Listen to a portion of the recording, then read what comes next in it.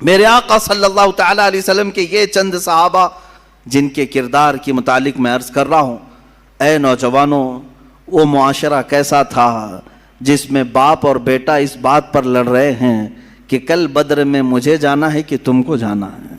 کوئی کھیل کے گراؤنڈ میں نہیں جا رہے تھے، بدر کے میدان میں، مدینے سے 160 کلومیٹر کی دوری ہے۔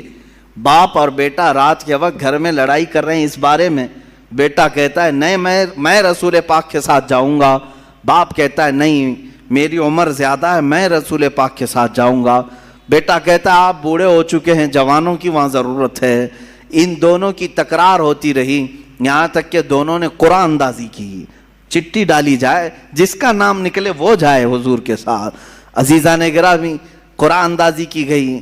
ایک بار جب چٹھی ڈالی گئی تو اس جوان کا نام آیا، دوسری بار ڈالی گئی پھر اس کا نام آیا، تیسری بار ڈالی گئی پھر اس کا نام آیا۔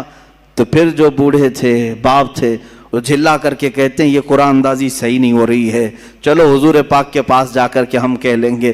انہوں نے یہ سوچا کہ میں نبی کونین کو منا لوں گا۔ حضور پاک صلی اللہ تعالیٰ علیہ وسلم کے پاس آئے، کہا آقا کل آپ جو جا رہے ہیں بیٹے اور میرے درمیان یہ تکرار چل رہی ہے۔ بیٹے نے کہا آقا ہم نے گھر میں قرآن اندازی بھی کی، ابا اس قرآن کو مانتے نہیں ہیں، اس قرآن اندازی کو نہیں تسلیم کر رہے ہیں۔ یا رسول اللہ آپ فیصلہ فرما دیں۔ میرے آقا نے دونوں کے جذبے کو دیکھا، جوان بھی جذبے میں کم نہیں ہے، بوڑھا بھی جذبے میں کم نہیں ہے۔ یہی ہے آئین جواں مردی، حق گوئی وہ بے باکی، اللہ کے شیروں کو آتی نہیں روبائی۔ ان میں سے کوئی ایسا نہیں ہے جو بہانہ ڈھونڈ رہا ہو کہ میں گھر میں بیٹھ جاؤں تو چلا جائے، بلکہ وہ بہانہ ڈھونڈ رہے ہیں کہ کوئی ہم میں سے آگے بڑھ کر کے حضور پاک کا دفاع کر سکے، پہرا دے سکے۔ رسول پاک صلی اللہ تعالیٰ علیہ وسلم نے ان دونوں میں دیکھ کر کے پھر جو بزرگ تھے، صحابی تھے، ان سے کہا آپ گھر پر رہیں، گھر پر رہنے کی اگر ضرورت ہے تو آپ اپنے جوان بیٹے کو ہمارے ساتھ بھیج دیں۔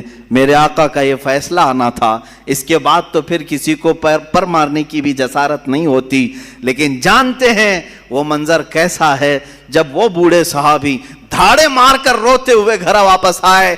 کہا اے کاش یہ بوڑھاپا نہ ہوتا تو مجھے رسول پاک کے ساتھ جانا میسر ہوتا۔ اے میرے عزیزو، یہاں لوگ ہیلے بہانے کرتے ہیں اور بہت سارے بہانے تلاش کرتے ہیں کہ کوئی عذر تو آ جائے، مجھے باہر نکلنا نہ پڑے، مجھے حضور پاک کی بارگاہ میں دفاع کرنے کے کام میں چھٹی مل جائے۔ جیسے لوگ کہتے ہیں نہیں مولانا ابھی یہ حالات ہیں، میری وہ نوکری ہے، فلاں میری وہ حالات ہیں، فلاں کے ساتھ ہمارے تعلقات ہیں، بولیں گے تو بڑا مسئلہ ہو جائے گا۔ ایک صاحب ہم سے کہنے لگے پارٹی ہائی کمان ہمیں نکال دے گی۔ اللہ اکبر، تمہیں یہ اس بات کا خوف تو ہے کہ پارٹی ہائی کمان تمہیں لیڈرشپ سے نکال دے گی؟ اگر تم رسول پاک کی حفاظت کے لیے باہر آئے، شرم کرو، شرم سے ڈوب مرو۔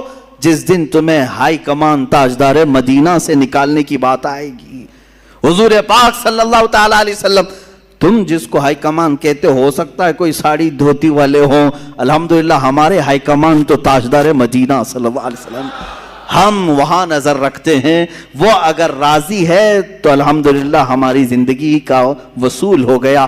ہمیں کرنی ہے شہنشاہ بطحا کی رضا جوئی، وہ اپنے ہو گئے تو رحمت پروردگار اپنی ہے۔ ہمیں صرف اور صرف مطمع نظر رکھنا ہے مصطفیٰ کریم صلی اللہ علیہ وسلم کی ذات پاک کو۔ میرے عزیزو، یہ بدر کے میدان ایک دو واقعات نہیں ہے،